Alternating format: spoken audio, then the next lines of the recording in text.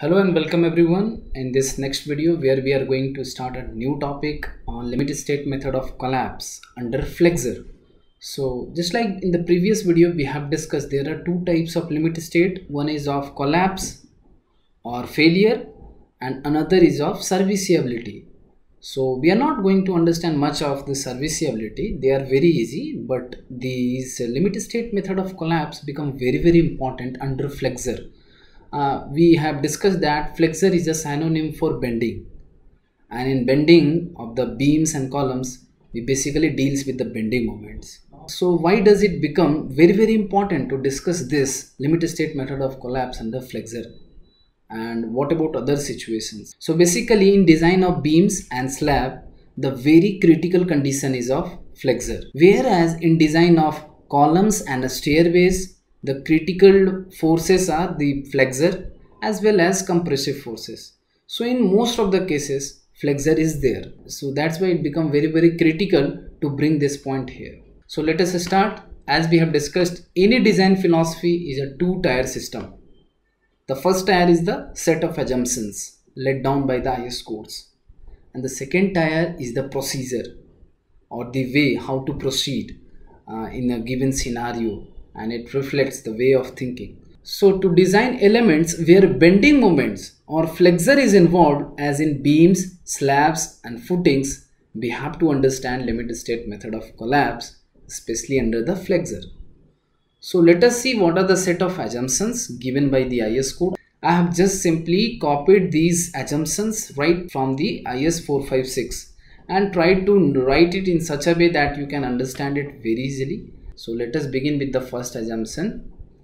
It says that the plane section normal to the axis remain plane before and after bending. What do you understand by it? Suppose if this is our beam, alright, and these are the two supports.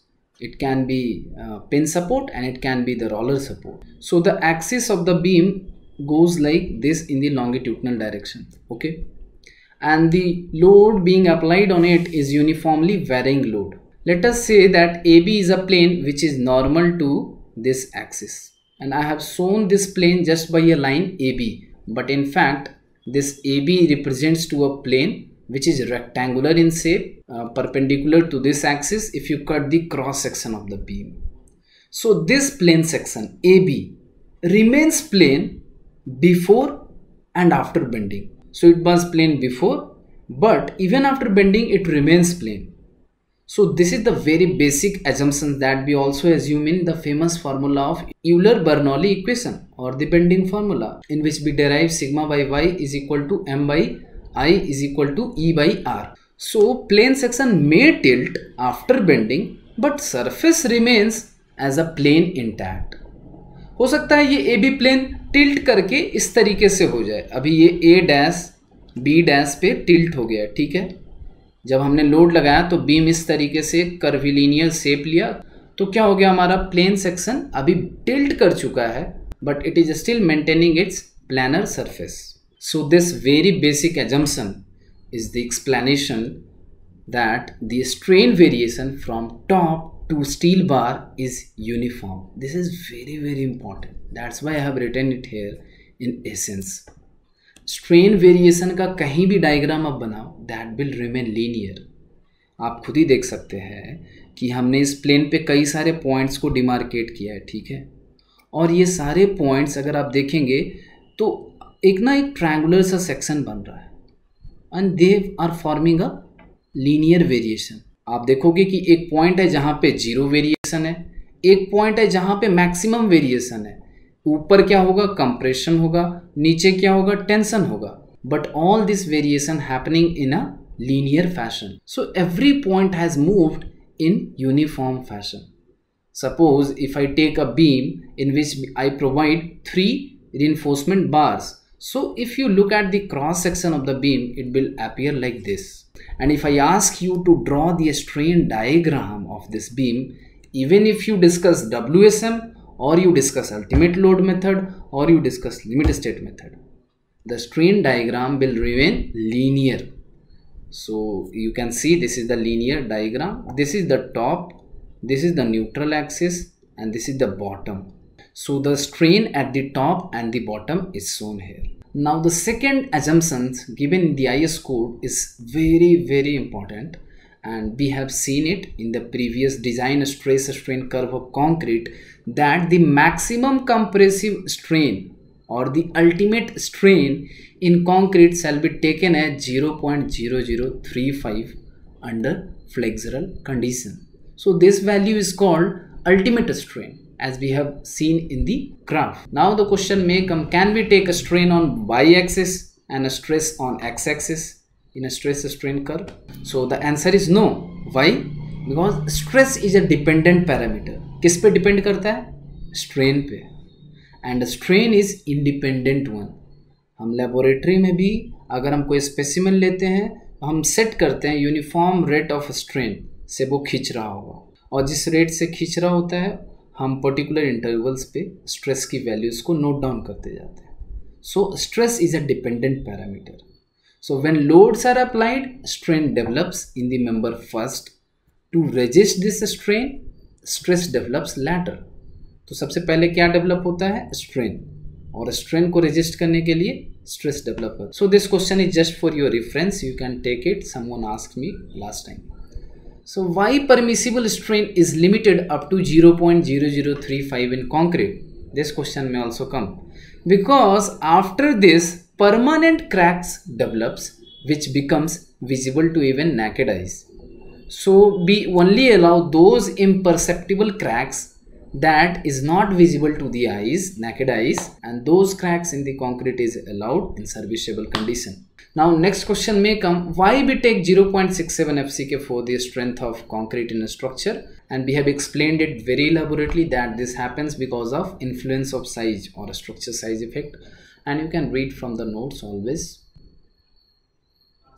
Now if you look at the third assumption, it says the stress block is parabolic from neutral axis to the strain 0.002 and rectangular up to the strain of 0.0035. See, all these assumptions will become very easy to understand for you if you have gone through the previous videos. And we have discussed all these things in the design stress strain curve of concrete. So this is the cross section of a beam in which I have tried to show you the neutral axis.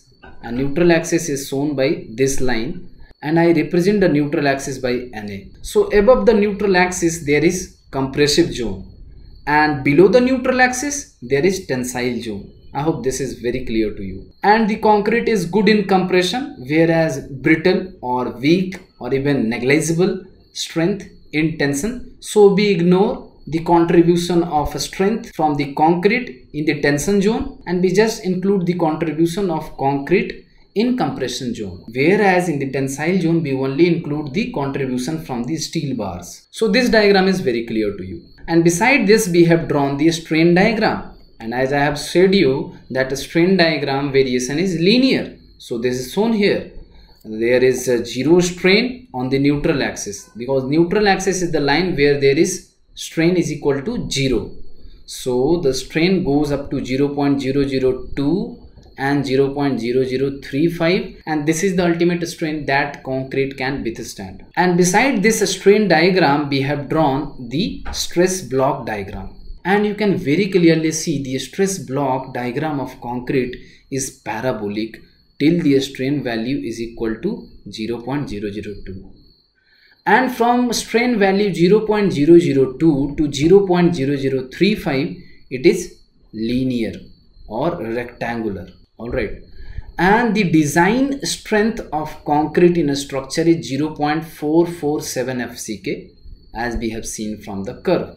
So this is at the top, the neutral axis. Now let us come to the fourth assumption, which says the tensile strength of concrete shall be ignored.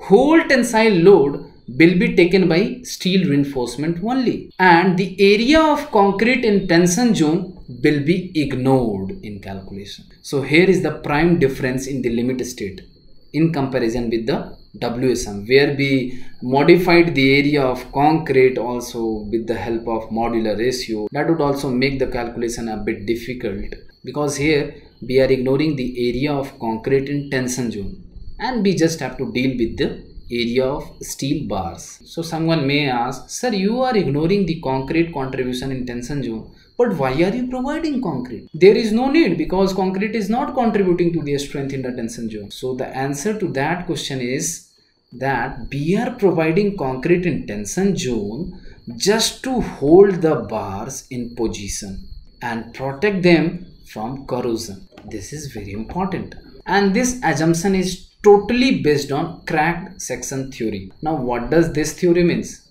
It just simply means that we assume that concrete is cracked in tension zone, and as soon as concrete is cracked, there is no more tensile strength remaining into it.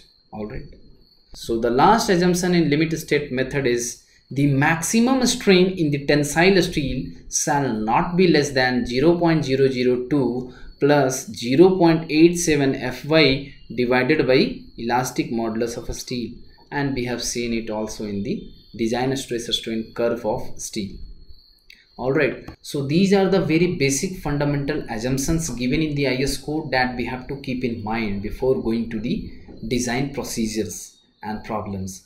So we would like to end this session here, and we will surely discuss the next topic, that is analysis of singly reinforced beam, in the next session. So till that, stay tuned and stay safe. Thank you.